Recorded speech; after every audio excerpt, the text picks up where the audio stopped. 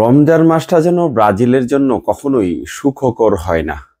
আপনারা জানেন এই রমজান মাসে তাদের সর্বকালের সর্বোচ্চ একটা বাজে রেকর্ডের কথা যদি আমরা বলি তাহলে বলতে হবে 14 ওয়ার্ল্ড কাপে জার্মানির কাছে তারা 7-1 গোলে হেরেছিল, যেটাকে 7 আপ বলে ট্রল করা হয়, যেটাকে কেন্দ্র করে আসলে একের পর এক ট্রলের শিকার কিন্তু হন ব্রাজিলিয়ান সাপোর্টাররা। এবং নেটিজনরাও কিন্তু আসলে কম যান না, যারা অন্যান্য দলের সাপোর্ট করেন তারাও কিন্তু ব্রাজিলকে এই বিষয়টা নিয়ে ট্রল করেন।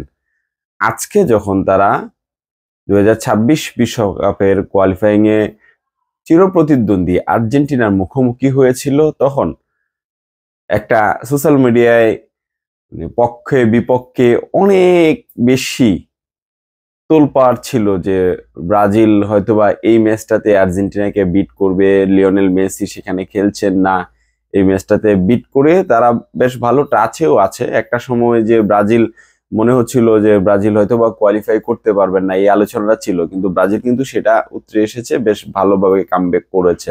এখন তারা পয়েন্ট টেবিলের দ্বিতীয় স্থানে অবস্থান করছে। সেই ব্রাজিল আর্জেন্টিনাকে রুখে দিবে এমনটাই প্রত্যাশা ছিল ব্রাজিলিয়ান সাপোর্টারদের। বেশ অথবা ভালো একটা ম্যাচ হবে এই প্রত্যাশা কিন্তু সবার ছিল। এক তো চিরপ্রতিদ্বন্দ্বী আর্জেন্টিনা ব্রাজিল, অন্যদিকে ব্রাজিল এবং আর্জেন্টিনা দুই দলই ভালো টাচে রয়েছে। অন্যদিকে আর্জেন্টিনার যে মূল শক্তি যাকে বলা হয়, যাকে কেন্দ্র করে আর্জেন্টিনার আসলে দুর্গটা তৈরি হয়, লিওনেল মেসি, তিনি আসলে এই ম্যাচটাতে ছিলেন না।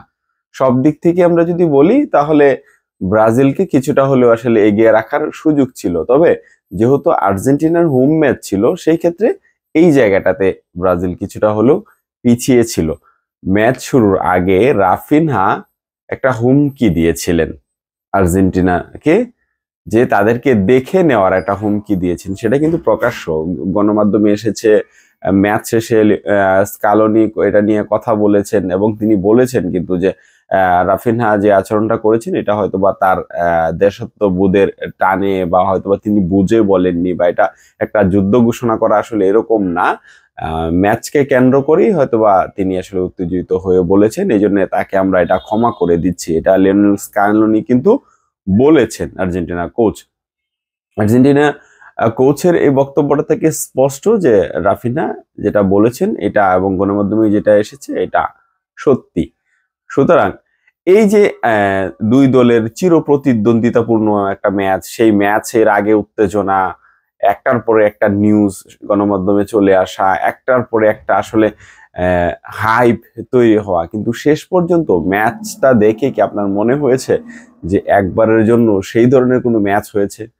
আপনারা গতকালকে বাংলাদেশ এবং ভারতের ম্যাচ দেখেছেন না? সেই ম্যাচে কি হয়েছে? বাংলাদেশ প্রচুর পরিমাণে সুযোগ মিস করেছে, এবং যারা ফুটবল বোদ্ধা, যারা ফুটবলটাকে মোটামুটি বেশ ভালো বোঝেন, তারাদের কথা যদি বাদও দেই, যারা মোটামুটি ফুটবলটা বোঝেন তারাও বলেছেন বাংলাদেশের মিনিমাম 3টা গোল করা উচিত ছিল। বাংলাদেশ কি সেটা পেরেছে? পারেনি, ফিনিশিং এর অভাবে।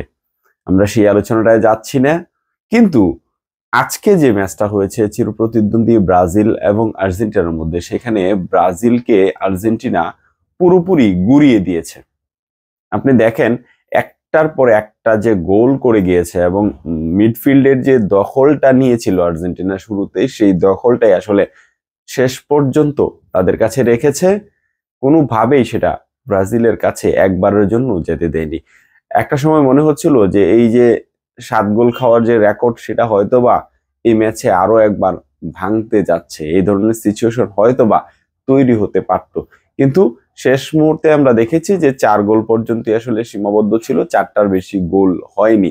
তবে এই যে 4টা গোল ব্রাজিল আর্জেন্টিনার ম্যাচে, যখন আপনি আর্জেন্টিনা বা ব্রাজিল যে কোনো দল যখন একে অপরকে 4টা গোল করে দিবেন, তখন আসলে বোঝা যায় যে অপোনেন্টের অবস্থাটা কেমন ছিল। নেটিজনরা আসলে ব্রাজিলিয়ানদের নিয়ে এই মুহূর্তে যে পরিমাণে মানে হাস্যরসে লিপ্ত আছেন, সেটা আসলে প্রমাণ করে যে এই ম্যাচে ব্রাজিল কোনোভাবেই আর্জেন্টিনার কাছে বিন্দু মাত্র পাত্তা পায়নি। যদিও আর্জেন্টিনা এবং ব্রাজিলের এই মধ্যকার যে ম্যাচটা, সেই ম্যাচটাকে নিয়ে যদি এটা একটা ফ্রেন্ডলি ম্যাচও হতো, তবু এটার গুরুত্ব অনেক বেশি থাকতো। তবে এটা ছিল 26 বিশ্বকাপের কোয়ালিফাইং ম্যাচ এবং সেখানে আর্জেন্টিনা অফিসিয়ালি কোয়ালিফাই করেছে। যদিও কোয়ালিফাই করবে না এই ধরনের কোনো সিচুয়েশন শুরু থেকে এখন পর্যন্ত কখনোই ছিল না।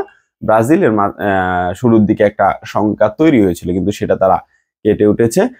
আর্জেন্টিনা অফিসিয়ালি সেখান থেকে, সেই গ্রুপ থেকে 26 বিশ্বকাপের যে কোয়ালিফাইং সেটা অফিসিয়ালি আসলে তারা উতরে গিয়েছে।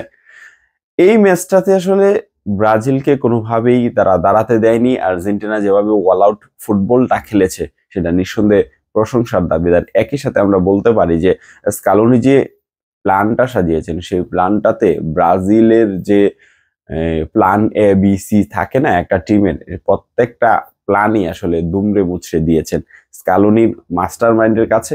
এবারও ব্রাজিল আরো একবার পরাজিত হলো মাঠের খেলায় 4-1 গোলে। তাদের লজ্জা পেতে হলো।